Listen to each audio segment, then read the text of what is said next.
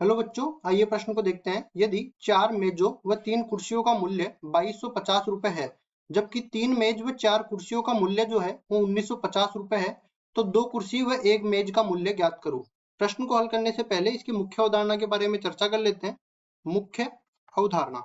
तो देखिए यहाँ पे जो सवाल दिया गया है ना, वो दो चरों में रेखिक अवकल समीकरण का दो चरों में रेखिक समीकरण का दे रखा है। दो चरों में रेखिक समीकरण को हल करना। रेखिक समीकरणों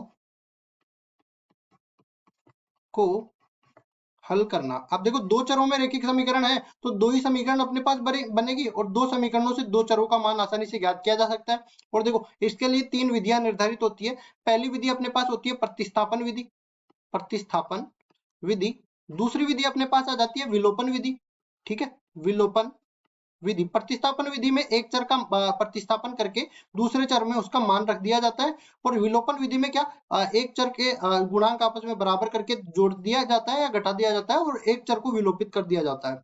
और तीसरे अपने पास वज्र गुणनखंड विधि जो होती है, इसमें एक सूत्र बन जाता है और वज्र गुणनखंड विधि द्वारा चरों का मान आसानी से निकाला जा सकता है। तो यहाँ पे देखो, सबसे सरल विधि जो है हम लोग यहाँ पे लगाने वाले हैं वो है प्रतिस्थापन विधि।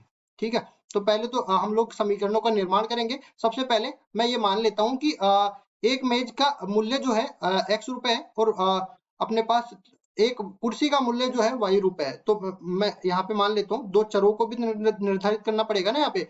माना एक मेज का मूल्य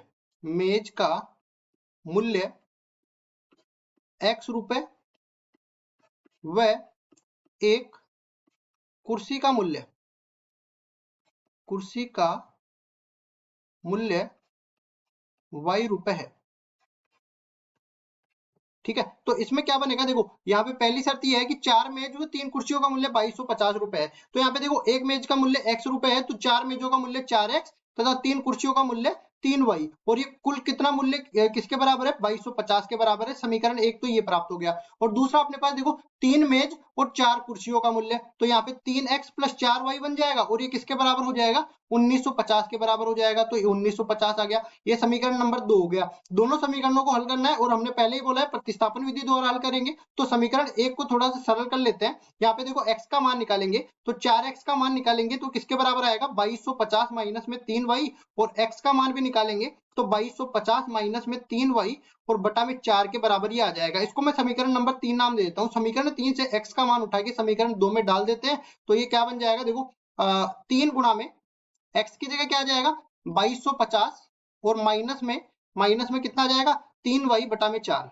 माइनस में 3y बटा 4 और फिर आएगा प्लस में 4y बराबर में 1950। अब देखो, इसमें 4 लघुत्तम आ जाएगा और ये 3 जब 2250 से गुणा होगा 6750 ये बन जाएगा। माइनस में ये 3 तिया 9 बन जाएगा। 6750 यहाँ पे ठीक कर देता हूँ मैं इसको, 670 लिख दिया है मैंने। तो ये बन जाएगा 6750 माइनस में 9y। और ये देखो, 4 लघुत्तम लेने के बाद इससे गुणा होगा तो प्लस में 16y। और साथ ही साथ ये 4 जो है 1950 से भी तो जाके गुणा होगा, तो 4 गुणा में 1950 करेंगे तो ये बन जाएगा 7800 के बराबर। 7800 के बराबर। अब देखो, 16 में से 9 जाएंगे तो 7y बच जाएगा और इधर देखो 7800 माइनस में 6750 ये बच जाएगा। तो 7800 में से 6750 घटाएंगे तो ये 1050 के बराबर बच जाएगा। ये बचेगा 1050 के बराबर। तो यहाँ से देखो, y बराबर में 1050 बटा में 7 का भाग लग जाएगा तो 15 7 105 होता है। तो कुल मिला के y के बराबर हो जाएगा। और y का मान आ गया तो x का मान भी आ सकता है। तो देखो, x बराबर क्या लिखा था हमने, 2250 माइनस में 3y बटा में 4 के बराबर लिखा था ना। तो ये किसके बराबर हो जाएगा, देखो 2250 गुणा में सॉरी माइनस में 3 गुणा में 150 और बटा में कितना आ जाएगा 4। 150 तिया 450, तो 2250 माइनस में 450 बटा में 4 हो जाएगा। अब देखो 450 इसमें से घटेगा तो पहले तो 250 कट जाएगा और फिर 200 कट जाएगा तो 1800 बच जाएगा।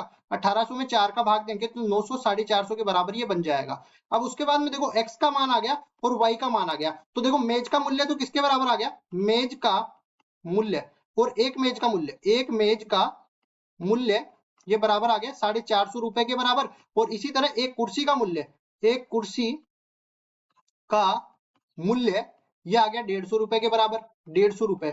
अब हमें ज्ञात क्या करना है, हमें तो ज्ञात करना है दो कुर्सी और एक मेज का मूल्य। तो देख लेते हैं, दो कुर्सी मतलब कि 2y प्लस एक मेज x के बराबर, तो 2 गुणा में y का मान 150 मिल गया और प्लस में ये 450 के बराबर मिल जाएगा। कुल मिला के ये देखो 300 प्लस 450 मिल जाएगा, 300 और 400 700, 700 और 50 750 के बराबर, तो 750 रुपए जो कि अपने पास